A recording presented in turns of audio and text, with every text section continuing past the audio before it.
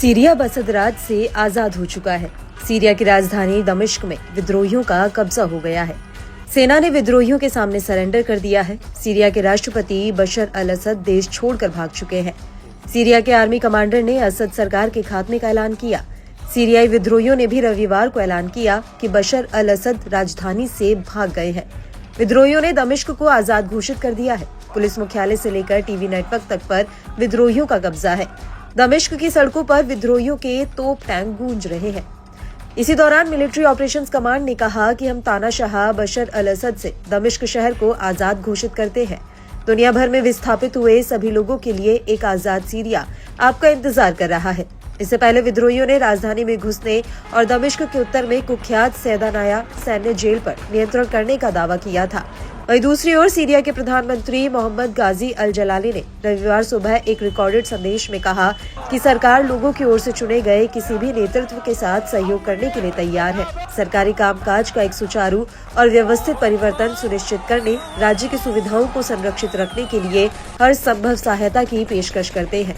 PM गाजी अल जलानी ने सीरियाई लोगों से सार्वजनिक सुविधाओं की रक्षा करने का आह्वान करते हुए कहा कि वे सभी नागरिकों की है। उन्होंने कहा कि मैं यहाँ अपने घर में हूँ, कहीं नहीं गया और न ही इसे छोड़ने का इरादा है, सिवाय शांतिपूर्ण तरीके से सार्वजनिक संस्थानों, राज्य की सुविधाओं के संचालन को जारी रखना सुनिश्चित करने और सभी नागरिकों के लिए सुरक्षा और संरक्षा का प्रसारण करने के लिए हम तैयार हैं।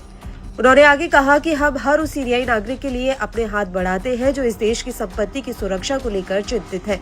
मैं सभी नागरिकों से किसी भी सार्वजनिक संपत्ति को नुकसान नहीं पहुंचाने का आग्रह करता हूं, क्योंकि अंततः ये उन्हीं की है। उन्होंने अपने बयान से साफ इशारा कर दिया है कि वह विद्रोहियों की हर शर्त मानने को तैयार है, क्योंकि बशर अल असद के जाने के बाद अब विद्रोहियों के कब्जे में सीरिया है। ऐसे में विद्रोही खुद ही सरकार चलाएंगे या फिर प्रधानमंत्री अल जलाली ही चेहरा बने रहेंगे। इसकी वजह यह है कि पीएम खुद सरेंडर करते दिख रहे हैं।